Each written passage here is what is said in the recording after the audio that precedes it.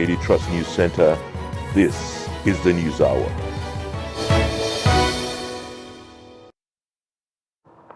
On News Hour tonight,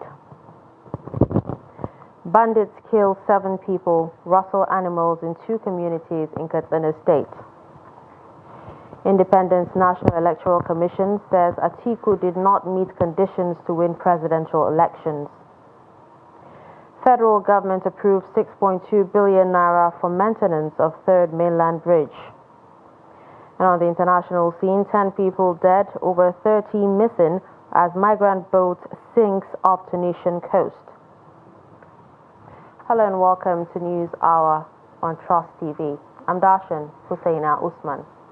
And we begin with security, where bandits on Monday night reportedly killed 2 people and rustled domestic animals at Koina village of Bakiawa ward of Batagarawa local government area of Katsina State. The bandits stormed the village on 50 bikes, heavily armed with AK-47 rifles. The terrorists were said to have taken over 2 hours, unleashing mayhem on residents of Koina village without any response from security operatives, despite several calls put out to them. Similarly, bandits in their numbers riding on 18 motorcycles have killed 5 people at Ketawa village of Zakka district in Safana local government area of Katsina State. The villagers killed several bandits and intercepted 18 motorcycles during the encounter. Kirtawa is a farming community which has been suffering from incessant terrorist attacks. Abdullahi Yamadi gives an update on the attack. From Koina village, a community that was attacked by bandits 5 days ago in Batagara local government area of Katsina State, indicate that residents are still taking refuge in some communities perceived to be safer. Most of them, women and children, are passing the night on mountains and inside bushes for the fear of another bandits' attacks. They are also worried that most of their families are confused with their children out of school. Well, moving forward, residents of Kirtawa, a village in Safana local government area of Katsina State, are wondering what went wrong. This is, according to them, they enjoyed relative peace before and during the just concluded national and state elections, but everything deteriorated with the elections over. Is it that the government is only concerned about the elections, not the security of lives and property? These are some of the questions the villagers are asking. They, however, appeal to the relevant authorities to deploy security operatives to their communities to ensure that they provide effective security to prevent the incessant terrorist attacks. So what you can understand from the villagers is that they have been suffering from incessant attacks. And of course, they want to relevant authorities, especially the incoming administration in Katsina State under Governor Diko Umar Radda, to take appropriate measures and of course serious measures to tackle the issue of insecurity in Katsina State. And of course, this is one of the major promises he made during his electioneering campaign. So we are looking forward to see how the government is going to take the issue of insecurity in Katsina State in the coming months or coming days. Thank you, Abdullahi Ahmadi, for that update. Moving on, troops of the air components of Operation World Punch of the Nigerian Air Force have killed several bandits during an airstrike in Bernungwari local government area of Kaduna State. The bandits were said to be attacking Sabanlai village in Bernungwari on Wednesday when they were engaged and killed by the troops. Kaduna State Commissioner for Internal Security and Home Affairs, Samuel Aruan, said the air component of Operation World Punch responded promptly to a distress call. The troops were said to have sighted the bandits about 4 kilometers north of Sabanlai village while they were fleeing for cover, during which they were engaged by the aircraft and wiped out in several passes. Still on security, the police command in Abuja on Wednesday foiled an armed robbery operation and arrested a suspect in the Federal Capital Territory. The police public relations officer in the FCT, Josephine Ade, disclosed in a statement that the command swung into action following a distress call received from Zone E Extension, Apo Resettlement. Ade, a superintendent of police, said operatives from the Apo division swiftly mobilized to the scene and went after the suspects. The police spokesperson added that the suspects will be charged in court upon the conclusion of investigations. In politics, the Independent National Electoral Commission says the presidential candidate of the People's Democratic Party, Atiku Abubakar, did not meet the constitutional requirements to be declared winner of the February 25th election. Urging the Presidential Election Petition Court to dismiss the petition by Atiku and his party, the Commission said the PDP flag bearer failed to score at least 1/4 of the votes cast in at least 2/3 of the 36 states of the Federation and the Federal Capital Territory, and as such could not have been declared winner. As against the claim by the petitioners, INEC added that the election was conducted in substantial compliance with the Electoral Act 2022 and was not marred by any corrupt practices.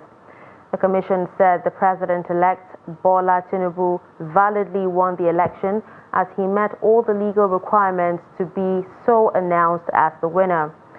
INEC added that by the margin of the lead, it did not act hastily as claimed by Atiku and the PDP in declaring Tinubu the winner.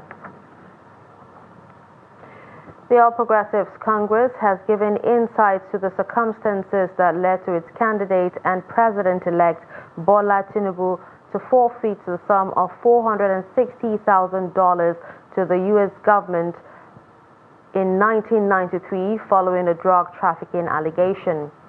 In its processes filed at the Presidential Election Petition Tribunal Court, the party maintained that Tinubu merely surrendered funds in 10 bank accounts that were opened in either his name or that of Compass Finance and Investment Co.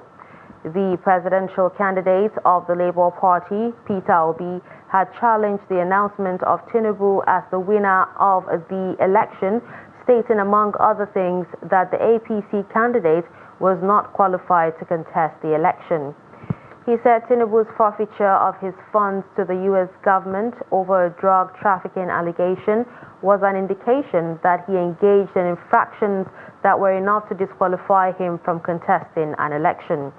The APC, however, told the tribunal that funds in the said accounts, which were domiciled in 2 commercial banks, were subject to a civil forfeiture proceeding in case number 93C4483.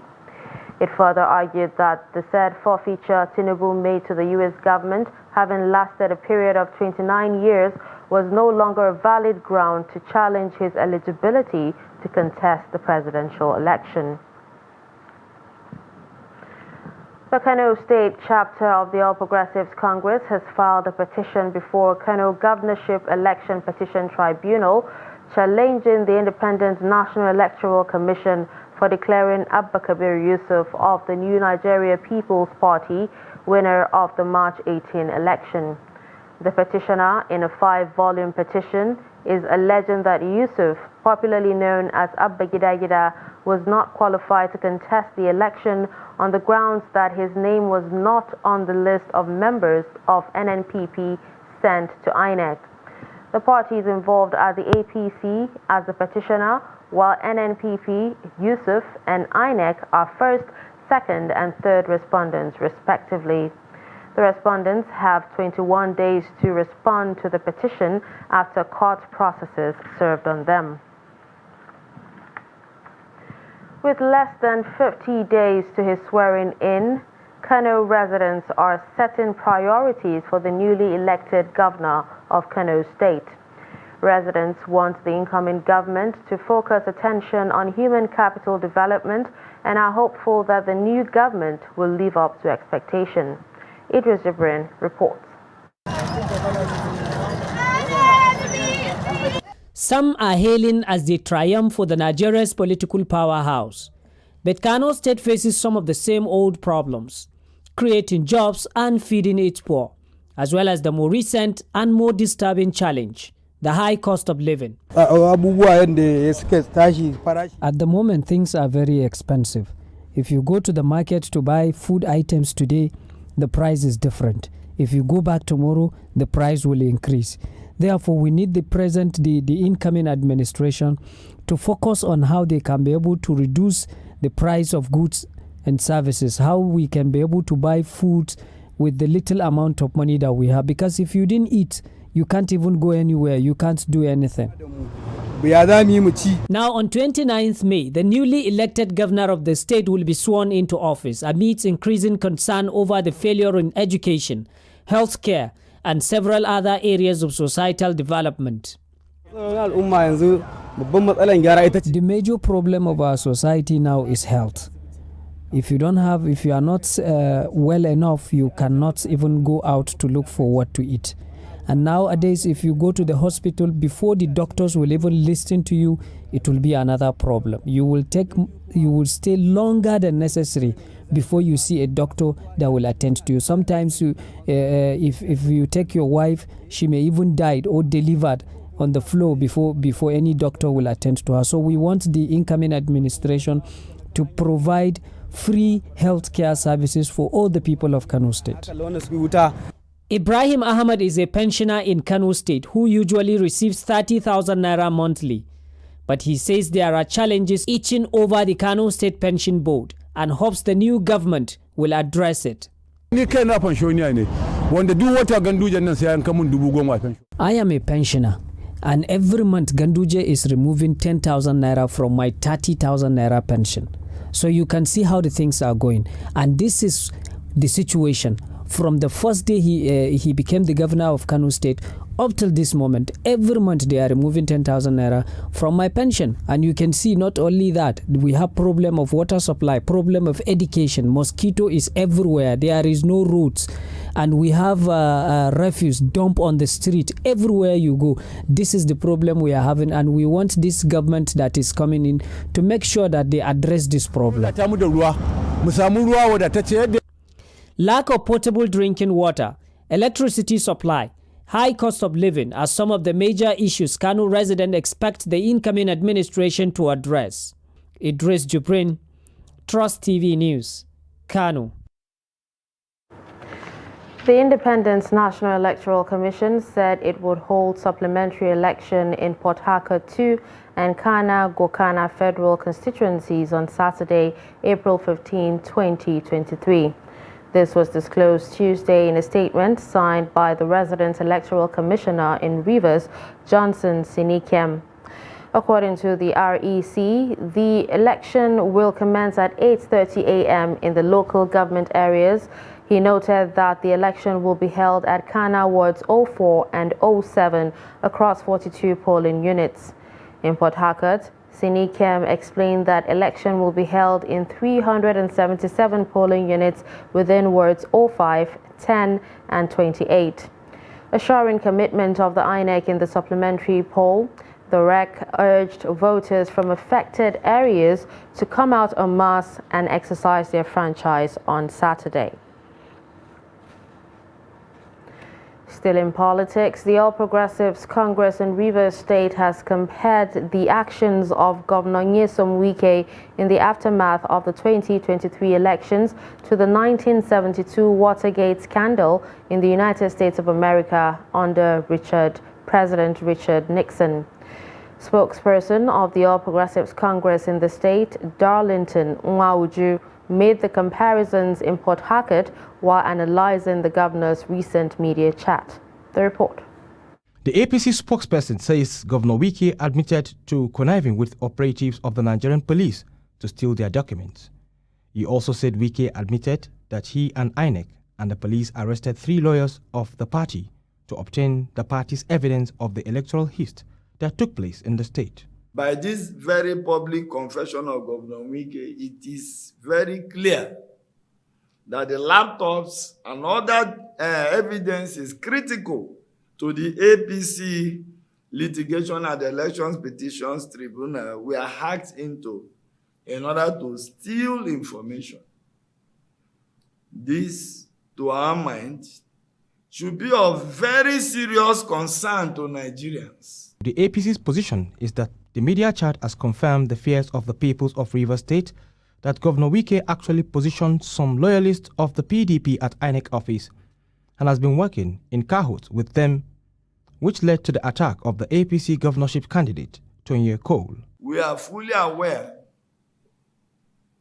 that the so-called protesters stationed at the INEC Port Harcourt office are not there to prevent the smuggling in of results that were written anywhere, as the governor claimed in his media chat. We are rather aware that the protesters are there to give shield to the INEC officials who are still busy writing results to match the figures that were ridiculously announced on the 18th of March 2023 in favor of the PDP. The dramatic conclusion of the APC spokesman is that what Governor Wike did by brandishing a flash drive purportedly containing details of the APC legal briefs is similar to 1972 Watergate scandal in the United States of America under President Richard Nixon. He therefore called on federal government and relevant stakeholders, security agencies, to probe into political situation in Rivers State. A federal high court in Abuja has nullified and set aside the ward and local government congresses organized by the ruling All Progressives Congress in Kogi State on February 7th. Justice James Omotosho voided the two congresses because they were not conducted in compliance with the Electoral Act 2022 and Constitution of the APC. Justice Omotosho barred the Independent National Electoral Commission from recognizing the delegates list that emanated from the congresses of the party for the purpose of selecting its governorship flag bearer. He agreed that the plaintiffs that the APC in Kogi State did not conduct ward and local government congresses as stipulated by relevant provisions of the law and ordered the party leadership to hold fresh ones that would comply with Section 84 of the Electoral Act 2022 and Section 13 of the party's constitution. The judge agreed with the counsel to the plaintiffs, Ogu Onoja, that the ruling party contravened Section 84 of the Electoral Act and Section 13 of its own constitution by concocting a purported list of delegates and submitting the same to INEC without the knowledge of registered members of the party in Kogi. The only female aspirant in the race for the Speaker of the 10th House of Representatives, Mariam Onoha, has urged the federal government to declare a state of emergency on the dwindling number of women in the parliament for equity and inclusivity.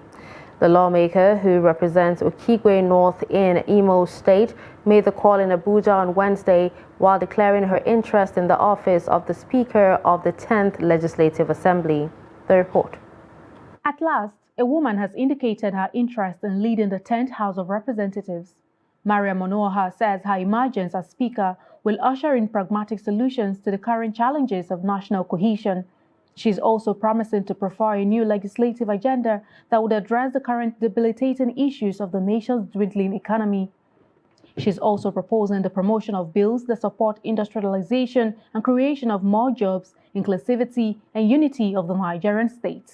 Something drastic, something deliberate has to be done to ensure that the number of women participation in politics is increased. We are all aware that the last election witnessed low turnout.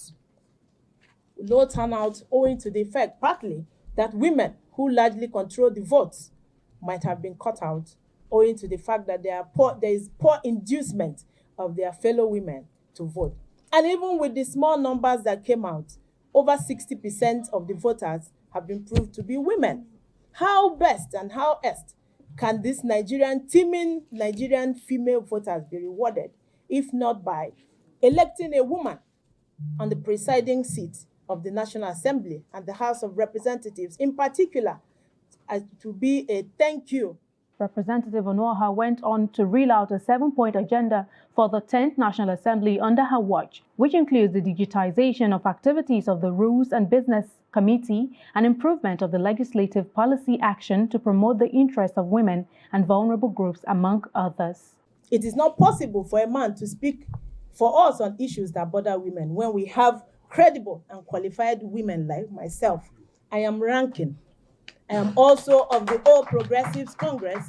I qualify and I suitably am able to oust all the men on this contest. And like you are aware, in almost all, about 90 positions of this country, the men have dominated it.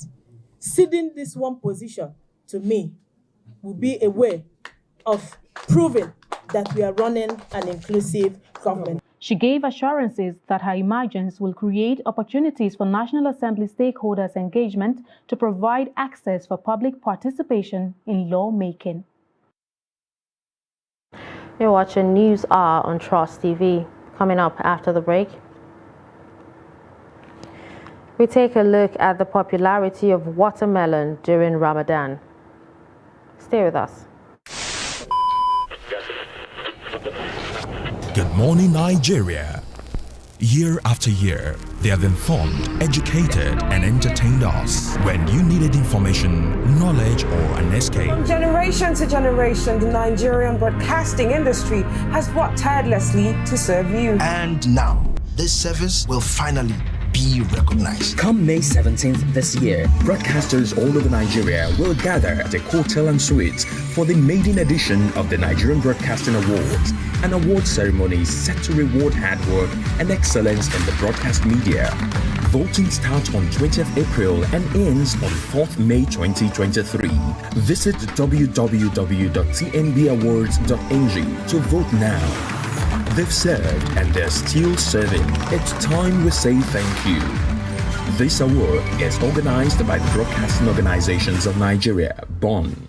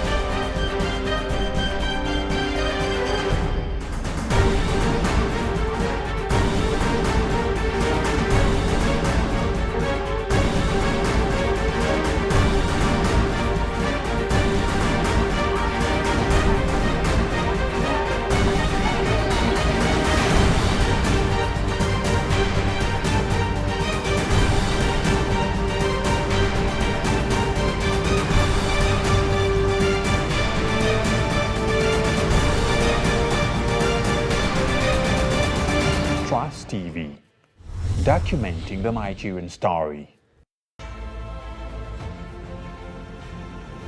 Now, as part of efforts to support Africa's goal of strengthening... Now, looking at the activity chart, as you can see right here, a total volume of 130... Created a Boko Haram crisis that at that time was restricted to Yobe.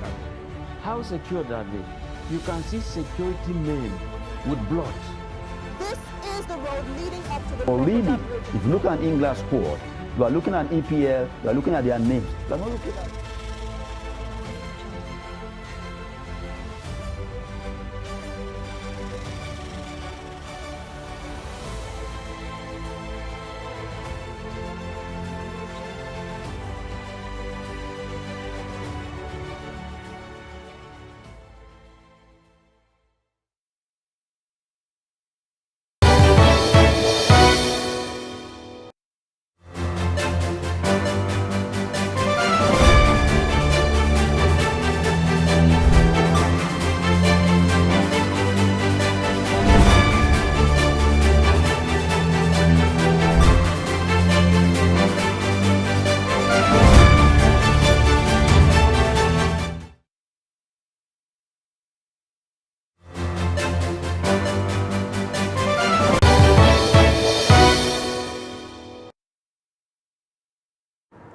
Welcome back.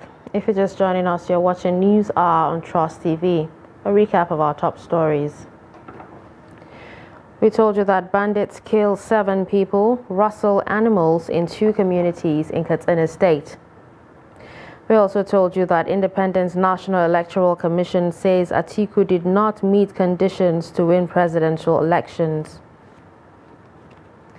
Moving to other news, an unapproved 7th-floor building under construction has collapsed in Banana Island, Lagos State, trapping several workers. The Lagos territorial head of the National Emergency Management Agency, NEMA, who confirmed the incident in a brief update on Wednesday evening, said emergency responders are being mobilized to the scene of the building collapse. The Commissioner for Fiscal Planning and Urban Development, Tayo Bangboshe Martins, who was immediately on site to assess the situation. Reports say few who sustained injuries are being treated. There is no fatality. This unfortunate incident happened while casting was being done. The incident is the latest in the rampant cases of building collapse in the state in recent years. Moving on to more stories, the federal government has approved a 6.2 billion naira contract, maintenance contract for the Third Mainland Bridge in Lagos State. Minister of Works and Housing, Babatunde Fashola, announced this while briefing newsmen at State House Abuja after Wednesday's Federal Executive Council meeting. The maintenance contract came on the same day steps were taken by the cabinet to improve security at rail stations across the country. To this end, it awarded contracts for the purchase of baggage scanners that will be installed at all train stations in the country. Kehinde Amodu reports. This week's Federal Executive Council meeting was chaired by Vice President Yemi Osinbajo, with President Muhammadu Buhari away to Saudi Arabia. Top on the agenda of the day was a 6 billion naira contract for a 2-year maintenance contract for the Third Mainland Bridge in Lagos. People are curious what work was done on the bridge earlier to warrant a remobilization of contractors to site. Now, some of you might ask, and I was asked before that, okay, we did some work on the Third Mainland Bridge before. Where are there potholes now on it? So this contract responds to the potholes that have become manifest on the entire pavement of the deck of the bridge, spanning 11 kilometers, and the interchanges, Adeniji Adele, Adekunle, and Bagada ramps that all link the bridge. This is for the resurfacing of all of that. Also on Wednesday, the cabinet moved to shore up security on Nigeria's rail transport system with the award of a 95 million naira contract for the purchase and installation of baggage scanners at train stations across the country. The Minister of State for Transportation is giving assurances that the baggage scanners will be fully operational. The company that has been given the job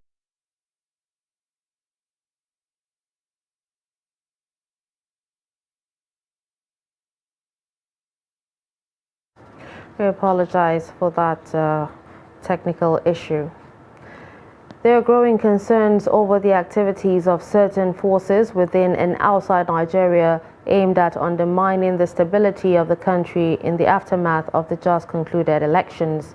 It is against this backdrop that some civil society organizations and other concerned Nigerians across regional and political divides are calling on citizens to shun such centrifugal forces in the interest of unity and stability of the nation.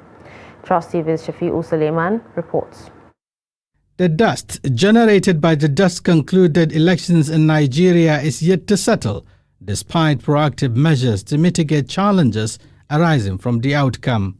The activities range from calls for interim national government by subversive elements to inciting statements by political actors in the face of growing poverty. These actions have resulted in the deepening of ethnic and religious fault lines and are painting the picture of a country working on power gyros. Apart from the internal agitation that we have started perceiving and we're seeing in the country, we have also started perceiving some dangers coming from outside the country, where some enemies of Nigeria are also trying to take advantage of the situations and try to see how they can instigate and also incite some of, especially the young people. Election was conducted under the Independent Electoral Commission and empowered by the 1999 Constitution.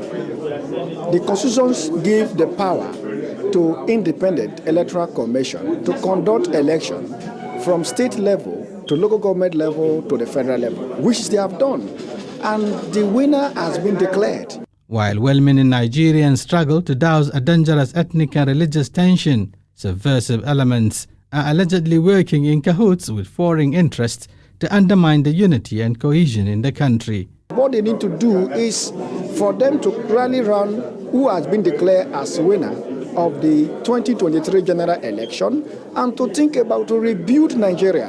What we need in Nigeria is peace. What we need in Nigeria is unity. What we need in Nigeria is progress. As a nation, we need national reconciliation and nation building to give hope to the next generation, which is the youth. Because you cannot prepare the future for the youth. You can only prepare the youth for the future.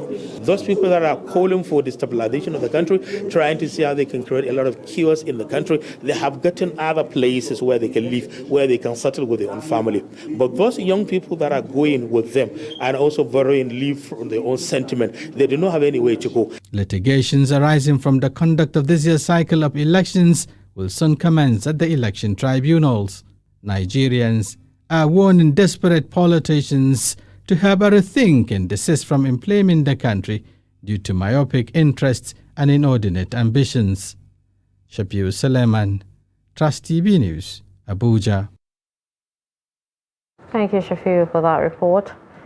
The 2023 elections have been followed by calls for the cancellation of the polls by some sections of the country. Stakeholders, however, believe that there is a way to bridge in gaps that made these sections uncomfortable with the political process. Abubakar Abdullahi tries to identify a unifying factor in the aftermath of the 2023 general elections. The report is presented from our studio. The 2023 elections have come and gone, but not without challenges. They were expected before the polls by keen followers of the Nigerian political process. Some stakeholders in Lafia, Nasarawa State, said this was probably the worst experience the country has had in recent elections. Apart from being polarized on choice of political leaders, the stakeholders say the division along religious and ethnic lines are even more dicey. In the past, we've had elections where candidates will come out to contest on issues that affect Nigeria and Nigerians. But this time around, almost everyone is guilty, because the candidates and their political parties came out to contest, except for the few ones, not on issues, but religion, ethnicity, or regionalism. And this is exactly what really formed the basis of almost all the candidates campaigning for their manifestos.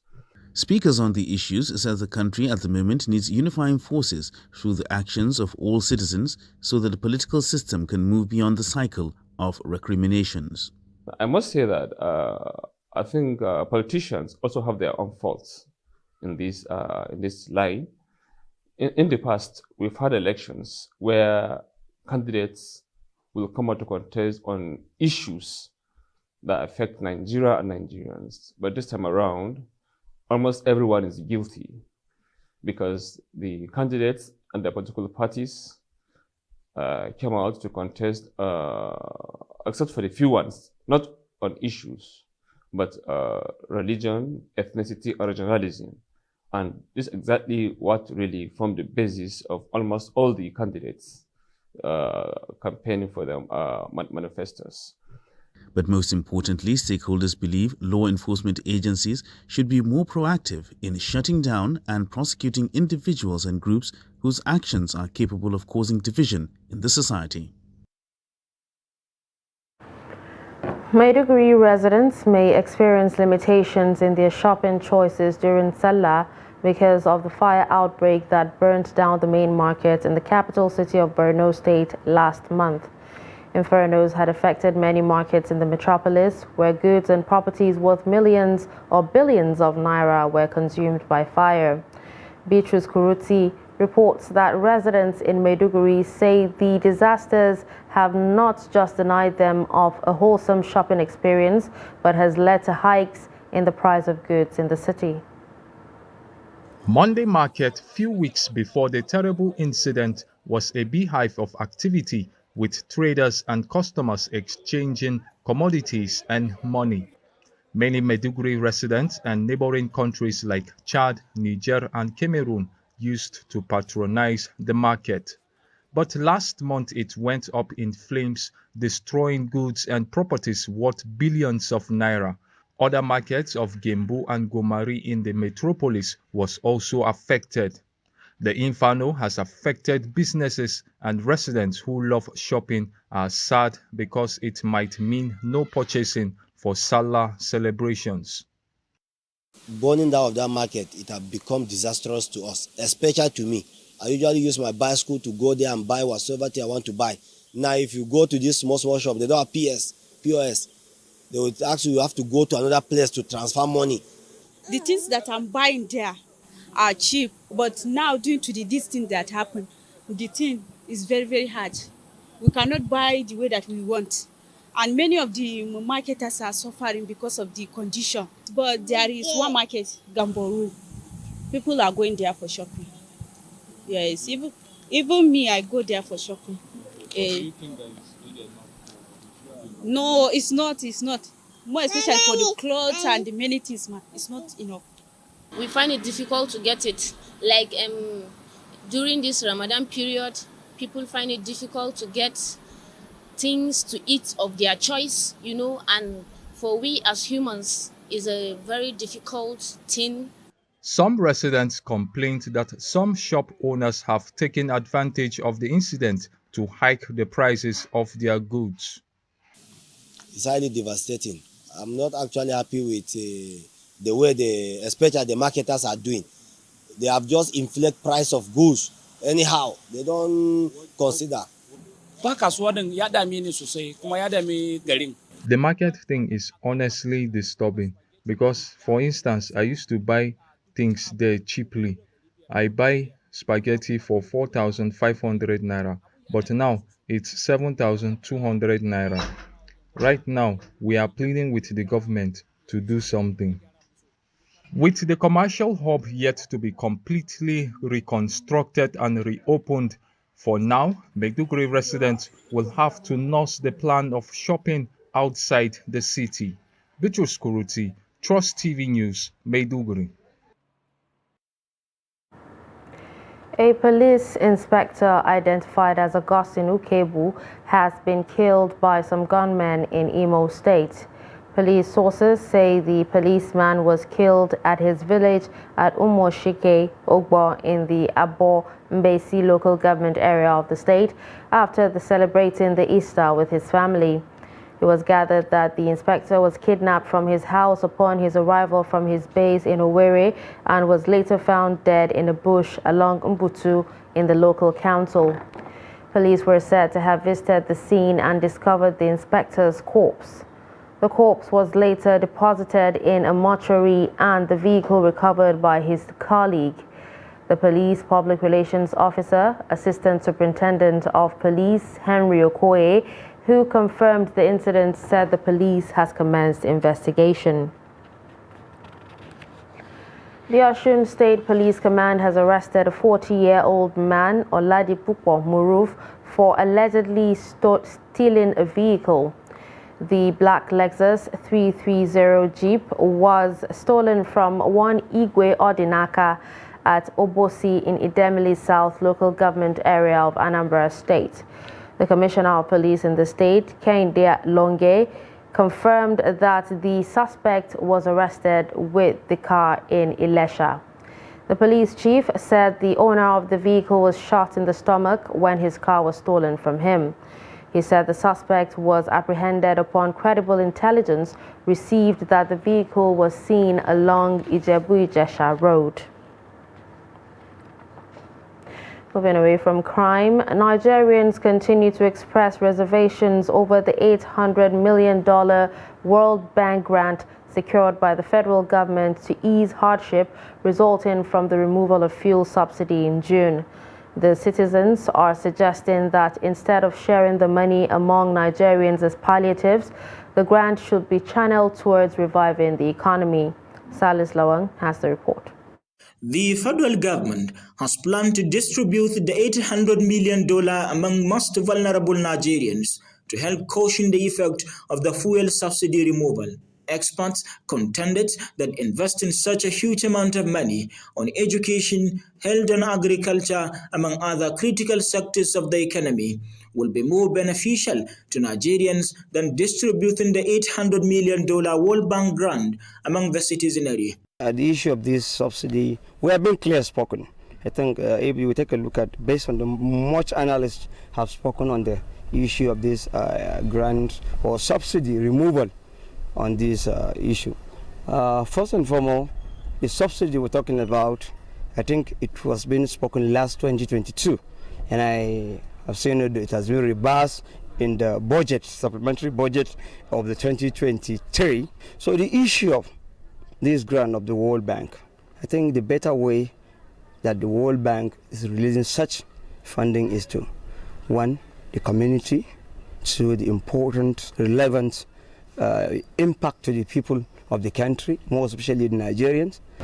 Regarding to the grant the federal government received from the World Bank, which is approximately more than 300 billion naira, I think it will be better for the government instead of sharing peanuts to those few Nigerians that are on the national social register, where they will spend it in less than a day or two. I think the grant should be used properly by revamping our refineries. I think this will go a long way in providing more job opportunities to the citizenry. Some Yola residents are concerned with the plan and are more comfortable with the money being used to enhance the security sector. Most of the times, in many instances, lots of things like this had always been given to Nigerians, but very few are beneficiaries of it. I mean, at times we tend to wonder how it comes about, all that. But be that as it may, as you had earlier on stated, my personal opinion is that I think it will be proper if the money will be channeled towards revamping our educational sector. There are a lot of sectors that are in their needs of necessary attention. And I think it will be proper to, put in place necessary mechanism in the education sector. Basic calculations done by different schools of thought indicate that if distributed, the beneficiaries will just receive 8,000 naira per head. Silas Lawan, Trust TV News, Yola. Anti-Drugs Agency NDLEA in Katsina has intercepted a cache of codeine syrup and tramadol capsules worth about 15 million naira. Men and officers of the agency intercepted the drugs during the Easter break in the state. Abdullahi Ahmadi completes the report. About 1,730 packs of codeine syrup valued at about 10 million naira was intercepted from one Muhammad Katsina, who claimed to have been conscripted into the business by his friend. The NDLEA boss in Katsina is not only concerned about the quantum of the drugs, but what would have been the effect on the people of the state if it had gone into the market. These were made possible by the eagle eyes of the officers of the NDLEA Katsina State Command. We were able to intercept it and take it out of the street, take it out from circulation. Now, if you can ask, what will be the effect if we allow this drug to be on the street? The Anti-Drugs Agency in Katsina State says the momentum of the fight against illicit drugs and sales will increase as the country inches towards Salah festivities. Similarly, in what appears to be strange to Katsina, in the cultivation of cannabis sativa.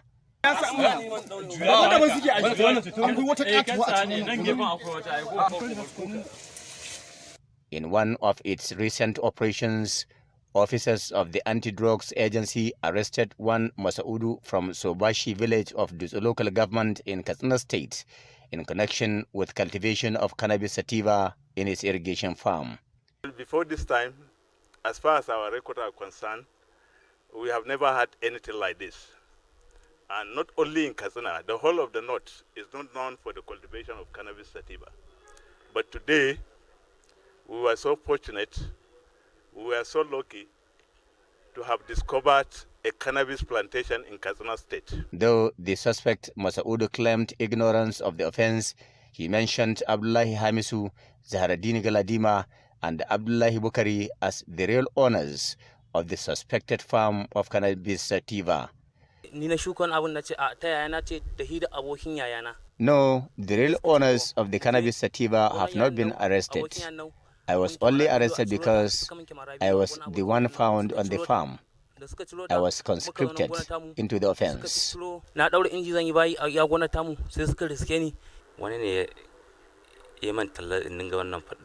This has been my business over time, but as God will have it, I was arrested with these bottles of codeine. Though I am aware of the effects of my business, I want to assure that this will be the last time I will be in the drugs business.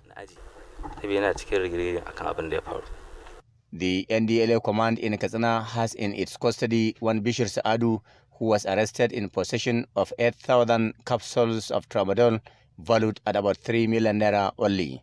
The deputy commander of the NDLEA in Katsina, Idris Soho Usman, while parading the suspects, called on residents not to relent in providing information that would expose drugs dealers and their accomplices.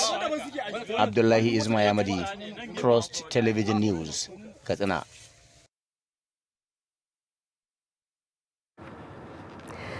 The federal government has approved a 6.2 billion naira maintenance contract for the third mainland bridge in Lagos. Minister of Works and Housing, Babatunde Fashola, announced this while briefing newsmen at State House Abuja after Wednesday's Federal Executive Council meeting. The maintenance contract came on the same day steps were taken by the cabinet to improve security at rail stations across the country. To this end, it awarded contract for the purchase of baggage scanners that will be installed at all train stations in the country. Kende Amodu reports. This week's Federal Executive Council meeting was chaired by Vice President Yemi Osinbajo, with President Muhammadu Buhari away to Saudi Arabia. Top on the agenda of the day was a 6 billion naira contract for a 2-year maintenance contract for the third mainland bridge in Lagos. People are curious what work was done on the bridge earlier to warrant a remobilization of contractors to site. Now, some of you might ask, and I was asked before that, okay, we did some work on the third mainland bridge before. Where are there potholes now on it? So this contract responds to the potholes that have become manifest on the entire pavement of the deck of the bridge, spanning 11 kilometers, and the interchanges, Adeniji Adele, Adekunle, and Bagada ramps that all link the bridge. This is for the resurfacing of all of that. Also on Wednesday, the cabinet moved to shore up security on Nigeria's rail transport system with the award of a 95 million naira contract for the purchase and installation of baggage scanners at train stations across the country. The Minister of State for Transportation is giving assurances that the baggage scanners will be fully operational. The company that has been given the job is reputable and has the capacity, and I can assure you that government will not do anything which will not be in the best interest of our country, and that sector is very important. We don't want anything to go wrong with it. You remember that some time ago something happened on that the Abuja Kaduna Railway. So we are taking steps to ensure that all of these things become a thing of the past. So I can assure you that the budget scanners will be there and it will serve the purpose for which they will be installed. The Minister of Works and Housing also got approvals for the upward review of the contract cost of the Enugu-Onitsha Road by over 17 billion naira, which revised the final contract sum to 48.99 billion naira. The Ministry of Agriculture and Rural Development also received approval for recruitment of extension service agents responsible for providing information to farmers on products available. From State House, Abuja, Kehinde Amodu, Trust TV News. Watermelon, the most commonly used fruit among Muslims, especially during the fasting period, because it keeps the body hydrated. In this special report, Trust TV correspondent Idris Jibrin takes a look at the health benefits of watermelon and how affordable the fruit is in Kano. His report. Watermelon is a sweet and refreshing low-calorie fruit that provide hydration.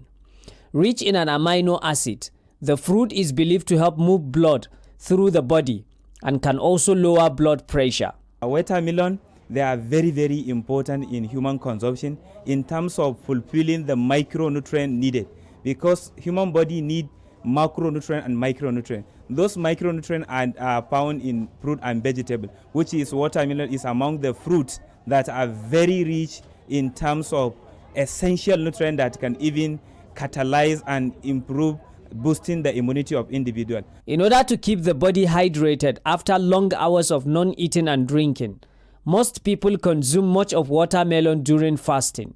Watermelon, it contains essential amount known as iron and copper. That iron and copper is very, very vital in terms of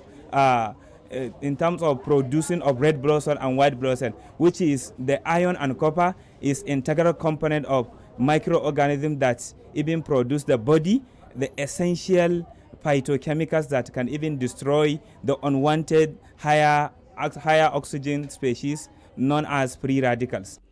Over the years, this fruit is known to be cheaper and can be used by all irrespective of their financial or social status. But not anymore. I've been here for the past 2 hours looking for what to buy so that I can be able to go and sell it to my customers in an affordable price. Unfortunately, the situation is not what you think. The watermelon that we used to buy 20,000 naira last year is now 40,000 naira this year. This is one of the largest markets within Kano metropolis where watermelon is sold in large quantity. But traders here say struggling to remain in business this year is increasingly becoming difficult. Honestly, the high cost of fuel is among the major problem that led to the high increase in the price of watermelon, because where we used to go and buy this watermelon is far from Kano city, and sometimes the amount we are paying, like last year, is about 200,000 naira, but this year is about 250 to even 270,000 naira before you even get the watermelon to Kano. High cost of transportation, inadequate or complete lack of improved seeds, fertilizer, among other modern farming equipment is gradually killing watermelon farming in northern Nigeria. Idris Jibrin, Trust TV News, Kano. Well, let's now join Chiamaka Nwafo for business news.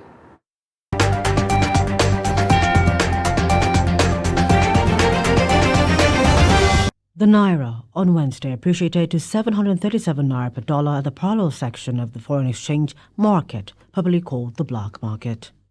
The figure indicates a 9 Naira or 1.2% gain compared to the 746 Naira it traded 3 weeks ago. Also, the Naira gained 0.08% to close at 462 Naira 88 kobo per dollar at the investors and exporters Forex window Tuesday. The data also showed that Forex worth $80.90 million were transacted among market dealers. The Central Bank of Nigeria has continued to intervene in the official Forex market from the external reserve in order to maintain the stability of the Naira. The International Monetary Fund, IMF, revealed that the baseline forecast is for growth to fall from 3.4% in 2022 to 2.8% in 2023 before settling at 3.0% in 2024. IMF disclosed this in its World Economic Outlook update for April. Advanced economies are expected to see an especially pronounced growth slowdown from 2.7% in 2022 to 1.3% in 2023. Sub-Saharan forecasts stay moderate at 3.6% in 2023 before picking up to 4.2% in 2024, with Nigeria maintaining 3.2% in 2023 and 3.0% in 2024. IMF warned that the natural rate of interest is important for both monetary and fiscal policy, as it is a reference level to gauge the stance of monetary policy and a key determinant of the sustainability of public debt.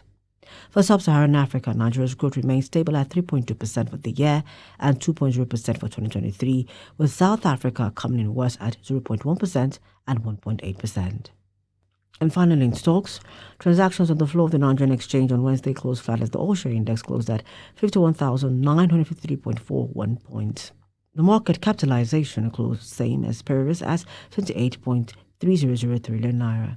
The market bread closed positive as 17 equities appreciated in their share prices against 11 equities that declined in their share prices. An aggregate of 255 million units of shares were traded in 3,890 deals valued at 1.79 billion naira. And that's it on Business News. I am Chiamaka Nwafor.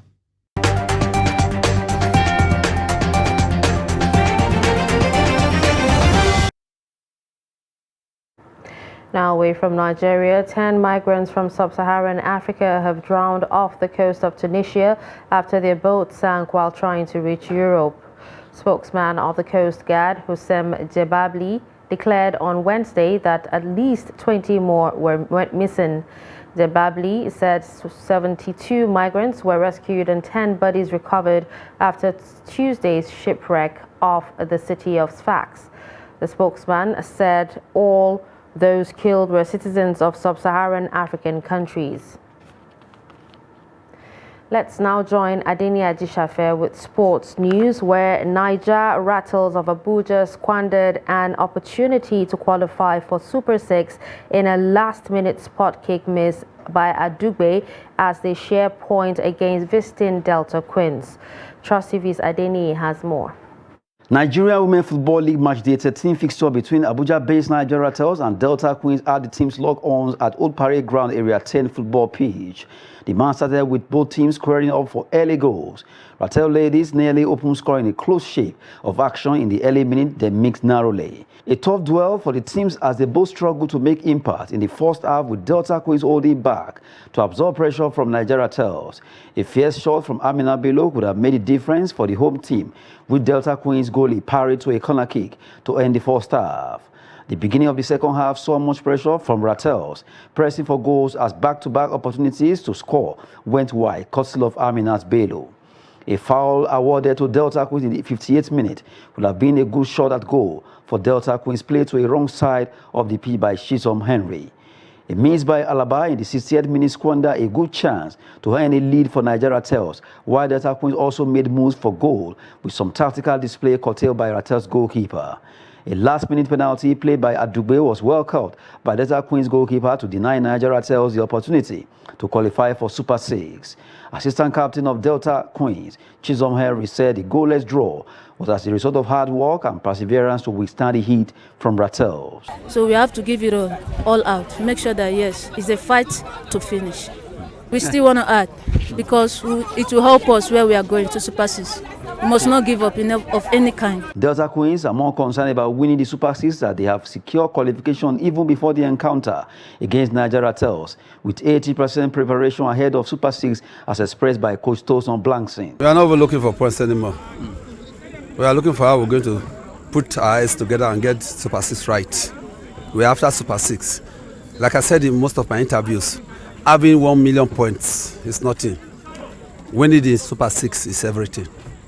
Niger Rattles' hope of making it to the Super 6 was dashed at home ground in Abuja, though Rattle ladies remain in the race for NWFL next season. That's Sport News. I'm Adeni Ajishafe. And with that, we've come to the end of News Hour on Trust TV. Don't forget to follow us across all our social media platforms. I'm Darshan Hussaina Usman. Thanks for watching.